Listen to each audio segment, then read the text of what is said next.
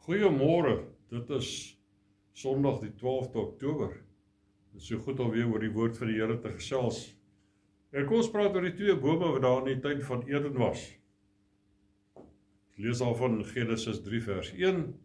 Maar die slang was lustiger as al die diere van die veld wat die Here God gemaak het. En hy sê vir die vrou, is dit ook so dat God gesê het, julle mag nie eet van die bome van die tuin nie. Die vrou antwoord die slang, van die vrugte van die bome van die tuin mag ons eet. Maar van die vrugte van die boom wat in die middel van die tuin is, het God gesê, julle mag daarvan nie eet nie, en dit nie aanroer nie, anders sal julle sterwe. Toe sê die slang vir die vrou, julle sal gewis nie sterwe nie, maar God weet, dat as julle daarvan eet, julle oë sal oopgaan, sodat julle soos God sal wees, deur goed en kwaad te ken. Toe sê die vrou dat die boom goed was om van te eet, en dat sy 'n lus was vir die oë, ja, 'n boom wat 'n mens kan begeer om verstand te verkry, en sy neem van sy vrugte en eet, en gee ook aan haar man by haar, en hy het geëet. So Adam was by Eva terwyl hierdie gesprek plaasgevind het. Vers 7. Toe gaan albei sy oë oop en hulle word gewaar dat hulle naak is, en hulle het vyeblare aan mekaar gewerk en vir hulle skorte gemaak. En hulle het die stem van die Here God gehoor terwyl hulle wandel in die tuin in die aandwyntjie, en die mens en sy vrou het hulle verberg van die aangesig van die Here God tussen die bome van die tuin. En toe roep die Here God na die mens en sê vir hom, waar is jy? En hy antwoord, ek het u geruis gehoor in die tuin en gevrees, want ek is naak, daarom het ek my verberg. En hy sê, wie het jou te kenne gegee dat jy naak is? Het jy geëet van die boom waarvan ek jou beveel het om nie te eet nie? En die mens antwoord, die vrou wat u my gegee het om by my te wees, sy het my van die boom gegee en ek het geëet. Daarom sê die Here God aan die vrou, wat het jy nou gedoen? En die vrou antwoord, die slang het my bedrieg en ek het geëet.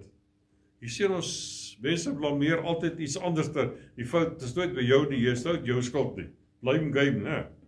Vers 14, toe sê die Here God aan die slang, omdat jy dit gedoen het, is jy vervloek onder al die vee en al die diere van die veld. Op jou buik moet jy seil en stof moet jy eet al die dae van jou lewe. Ek sal vyandskap stel tussen jou en die vrou en tussen jou saad en haar saad. Hy sal jou die kop vermorsel en jy sal hom aan die hakskeen byt. So hierdie heel eerste profesie wat ons vind in die woord van die Here, hele 6000 jaar terug. En plesier die verlosser van die wêreld, gebore uit 'n maagd, moet sterf om die sonde weg te doen deur homself te offer, om die kop van die vyand te vermorsel en om die volle oorwinning oor die mag van die dood, die duiwel, te bring. Daarom het hy sy kop vermorsel, sy mag wat hy oor die mens verkry het vernietig, so die mens hom vernietig, sy kop vermorsel het.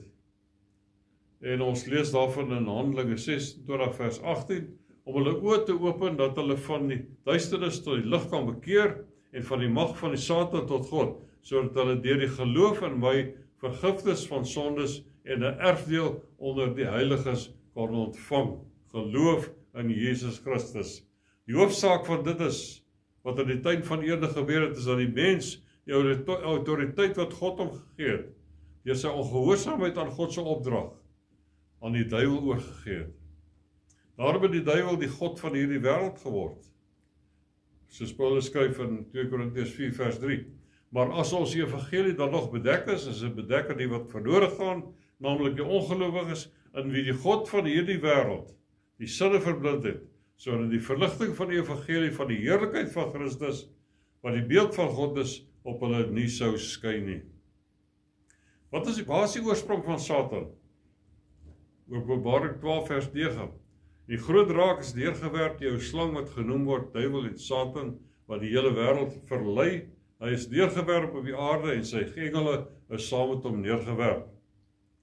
In vers 12 sê, daarom wees verheug, o hemele en die wat daarin woon. Wee die bewoners van die aarde en die see, want die duiwel het na julle neergedaal met groot woede, omdat hy weet dat hy min tyd het. Dis egter nie die einde van alles vir die kind van die Here nie. Want vers 11 sê, en hulle, die kinders van God, die bruid, wedergebore kinders van die Here, het hom oorwin deur die bloed van die lam en deur die woord van hulle getuienis, en hulle tot die dood toe hulle lewe nie lief gehad nie. Daar was onder andere 2 bome in die tuin van Eden, wat die hele verloop van die mensdom uitgedaag het. Dit was die boom van die kennis van goed en kwaad en die boom van die lewe. Wanneer 'n persoon weergebore word, Johannes 3 vers 3 en 5, verdwyn hierdie uitdagings nie.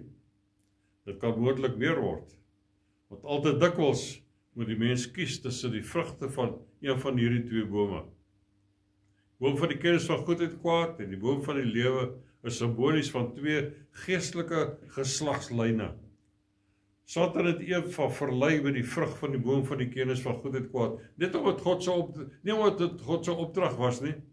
Hy het haar net verlei, omdat die bron van sy krag in daardie boom geleë was. God het die Adam en Eva gewaarsku om nie van die bome te eet, net om hulle gehoorsaamheid te toets nie. Hy het geweet, die vrug van hierdie boom is gif. Maar God het gesê, as julle van hierdie boom gaan eet, gaan ek julle doodmaak nie. Hy het gesê in Genesis 2 vers 17, die dag as julle daarvan eet, sal julle sekerlik sterwe. Het geestelike sterwe. Was nie mense ongehoorsaamheid wat die dood in die wêreld ingebring het nie. Dit was die vrug van daardie boom. Die boom word verbind met die wet. 1 Korintiërs 15 vers 56 sê, die angel van die dood is die sonde, en die krag van die sonde is die wet. In die wet vind ons die kennis van goed en kwaad. Kennis van goed en kwaad vernietig die mens, deur sy aandag af te trek van die oorsprong van lewe, die boom van die lewe, Jesus Christus. Die boom van kennis en goed en kwaad veroorsaak dat ons op onsself fokus, op rykdom, op plesier en ander afleidings van die wêreld vir ons bied. Sonde kry sy krag deur die wet, nie slegs omdat dit boosheid openbaar maak nie, maar dit wys ook op die goeie dinge. Daar's dus altyd 'n keuse, die mense het altyd 'n keuse. Die vrug van daardie boom lei tot selfgesentreerdheid. Nadat Adam en Eva van die vrug geëet het, was hulle eerste optrede selfondersoek. Want hulle het agtergekom dat hulle naak was, en so is hulle aandag afgetrek van die boom van die lewe. Dit is wat die wet doen. Apostel Paulus noem die wet in 2 Korintiërs 3 vers 7 die bediening van die dood, en in vers 9 sê hy die bediening van veroordeling. Bediening wat veroordeel. Die ou verbond is die wet, die nuwe verbond is die gees. As ons by die ou verbond bly, het ons 'n dooie godsdienst, met regverdigmaking op grond van wette op kliptafels geskrywe, pleks van in 'n verhouding met God te leef. Jesus het gesê, hy sal ons die Heilige Gees stuur, wie ons in die hele waarheid sal lei, Johannes 16 vers 13. En Paulus sê, die waarheid is in Jesus. Efesiërs 4 vers 12. Ek lees op in die Engelse teks. And that you put on the new man which was created according to God in true righteousness and holiness. Was vers 24, ons lees vers 20 van die Efesiërs 4. Maar julle het Christus nie so leer ken nie. As julle ten minste van hom gehoor en dan hom onderrig is, soos die waarheid is in Jesus. Dat julle wat die vorige lewenswandel betref, die oude mens moet aflê wat deur die begeerlikhede van die verleiding te gronde gaan. Begeerlikhede van die verleiding, die boom van die kennis van goed en kwaad, en dat julle vernuwe word aan julle gees van julle gemoed, en julle met die nuwe mens moet bekleed wat aan God geskape is, in 'n ware geregtigheid en heiligheid. Die boom, die vrug van die boom van die lewe. Ons weet dat 'n boom word geken word deur sy vrugte. Matteus 12 vers 33, julle moet of die boom goed maak en sy vrugte goed, of julle moet die boom sleg maak en sy vrugte sleg, want aan die vrugte word die boom geken. Apostel Paulus skryf in 2 Korintiërs 3 vers 6, want die letter maak dood, maar die gees maak lewend. So jy eet of van die boom van kennis, of jy eet van die boom van lewe. Die skrif getuig van Jesus, dat hy lewe, dat hy die lewe is. Johannes 5 vers 39, Jesus praat met die fariseërs, en hy sê, julle ondersoek die skrifte, omdat julle meen, dat julle daarin die ewige lewe het. En dit is die wat van my getuig. En julle wil nie na my kom, om die lewe te hê nie. As ons die Bybel lees sonder die Heilige Gees, dan verkry ons slegs kennis van goed en kwaad. wat die dood voortbring.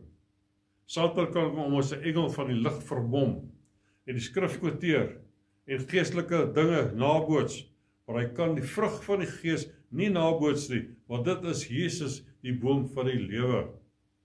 Lukas 6 vers 43, want dit is nie 'n goeie boom wat slegte vrugte dra nie, en ook nie 'n slegte boom wat goeie vrugte dra nie, want elke boom word geken aan sy vrugte. Hier herhaal hy dit weer. Ons kan nie die vrug van die boom van die lewe dra, terwyl ons ook die vrug van die boom van kennis van goed en kwaad dra nie, want dit is die dood. Lukas 6 vers 45, die goeie mens bring uit die goeie skat van sy hart voorskyn wat goed is, en die slegte mens bring uit die slegte skat van sy hart tevoorskyn wat sleg is, dat die oorvloed van die hart spreek die mond. Toe Adam en Eva van die boom van die kennis van goed en kwaad geëet het, was hulle bestem om die vrug van daai boom te dra, en daarom het die dood die erfenis van al die geslagte na hulle geword. God het in sy groot genade en barmhartigheid besluit dat hy hulle fout sou herstel. Hy het in die mens die saad geplant, wat weer die boom van die lewe vir die mens sal voortbring. Jesus, met die kop van die slang, sal vermorsel. Deur Jesus word die ware lewe in die mens herstel. Sy saad is geestelike saad, gesaai deur die Heilige Gees. Hy gee vir ons die wapens, waarmee ons die vyand kan beveg. Ons is nooit alleen in die geveg nie. Efesië 6 vers 10, Uiteindelik my broeders, word kragtig in die Here en in die krag van sy sterkte. Trek die volle wapenrusting van God aan, sodat julle staande kan bly teen die liste van die duiwel. Want ons worstelstryd is nie teen vlees en bloed nie, maar teen die owerhede, teen die magte, teen die wêreldheersers van die duisternis van hierdie eeu, teen die wêreld, teen die bose geeste in die lig. Daarom neem die volle wapenrusting van God op, sodat julle weerstand kan bied in die dag van onheil, en nadat julle alles volbring het, staande kan bly. Staan dan vas, julle lende met die waarheid omgord, met die borswapen van die geregtigheid aan, dan skoene aan julle voete, die bereidheid vir die evangelie van vrede. Behalwe dit alles, neem die skild van die geloof op, waarmee julle die vuurige pyle van die bose kan uitblus, en neem die helm van verlossing en die swaard van die Gees. Dit is die woord van God. Ek sluit daarmee af. Mag die Here u ryklik seën en hou daardie wapenrusting vas. Die Here seën u.